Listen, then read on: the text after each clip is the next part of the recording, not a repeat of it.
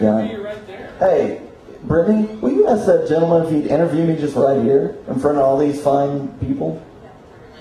Yeah, I will. Completely.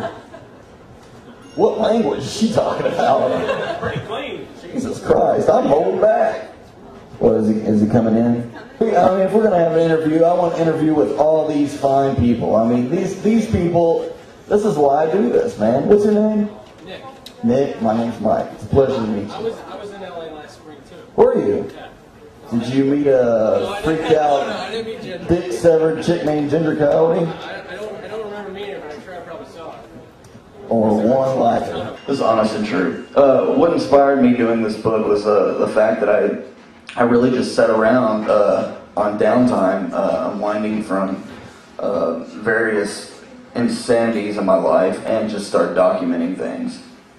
And really had no real realization that a book was coming of it. It was more or less just something that I was getting out so it wouldn't haunt me. So I documented all this stuff, and I'd written an earlier document that was a poetry book, and I'll get into a story about that a little bit later. And I had done some travel articles and some political articles and whatnot. I was sort of inspired by my lack of belief that all these people in the world do all these bestsellers. You know, people are reading all these 800-page novels. It was sort of my lash out against that. My way of saying, I'm going to do this book. I never even once considered going to a publisher for it. Never once. I was just going to do this on my own. And so that's kind of what inspired it. It was more or less just getting it out, and a project just kind of came from. It comes from very much a need to do something. Just very much like you get off work and you need a beer.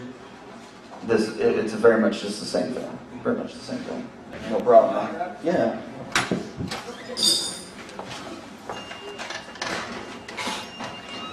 Who's one of the main newscasters in Channel 25?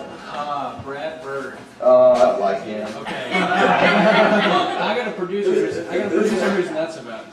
Who's the producer? Her name's Jenny. Jenny? Jenny. She's crazy about me? She asked if I could get a free copy of your book. Really? Should I make it up to her? Sure. She'll go crazy. She likes me, huh? She looked up your info on the web, and then she looked at it. Is it with an IE or a Y? NNY. You almost spelled it wrong. She thinks I'm sexy, huh?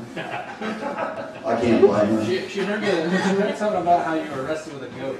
Full-blown goat rustling motherfucker. With those, you goddamn, get the fuck back in there. And you fucking charge my ass, I'll beat the fucking shit out of you. Get in there.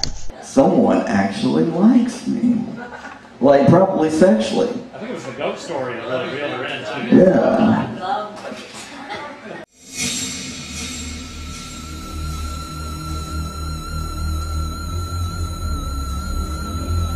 Well, I was on tour with the Dixville Conspiracy, which is a three-piece unit featuring my boy here, cameraman Brick Briscoe, who, round of applause, amazing guy, amazing musician, yeah, absolutely. Woo! Brick Briscoe. And anyway, Brick Briscoe, I don't know why he does it, but from time to time he will call me up and he'll say, "Do you want to go on the road?" I'll be like, yeah, fuck yeah, I want to go on the road. What else am I going to do? Sit here, jack off, write a book? I know, and this microphone smells like booze. They all do. And it wasn't like we were like in this huge bus traveling around where we could all get our personal time. We all were stacked basically on top of each other. Driving from Indiana to LA. And this is in April, okay? This is in April. And we travel, and it's springtime here in Indiana. We love it, man. We're in tank tops and shit. We're getting spring fever. Fuck, all it has to do is break fucking 65 degrees. Everyone's in shorts and tank tops, and all the women starts coming out and shit. I get to about St. Louis. This is how much ADD I probably have. I get to about St. Louis, I'm like, I can't fucking stand this. So I pop like 3 to 4 Tano PMs, and fucking, I think I might have even kicked back a beer that I had stuck in my case that I wasn't supposed to do at the time, and tried to go to sleep. and it didn't work. I gave Denise Dill about 2 of them, and she was out like a light. So now, not only am I awake, but I'm bored. Well, we stop off in Kansas, and it's getting late. We've been on the road all day long, and we stop off this convenience store. And our big plan is this. We're going to buy some beer. We're going to travel to Denver, Colorado. We're going to pull off at a rest stop. We're going to get shit-faced drunk, and we're going to go to sleep. And then we're going to wake up and drive to L.A. We get to this convenience store in Kansas, and we go in to buy the beer. And just as we put the beer on the counter, Rick tells us that it's against the law for them to sell beer that is above 3.2% alcohol in Kansas. 3.2%. I'm thinking, Jesus Christ, what the fuck's up with that law? Well, I'm mortified. Brick is devastated. I watched Brick look at the cooler, just stare on for like 15 minutes or more, not even blinking. Just completely distraught and disoriented by it all. And finally, it was sold, it was signed in blood. Fuck it. Buy it. So we bought this 3.2% alcohol, and we jumped in a van and started heading for Denver, Colorado. Brick was driving, I'm navigating, and the other 2 sack out in the back seat. 3.2 my ass.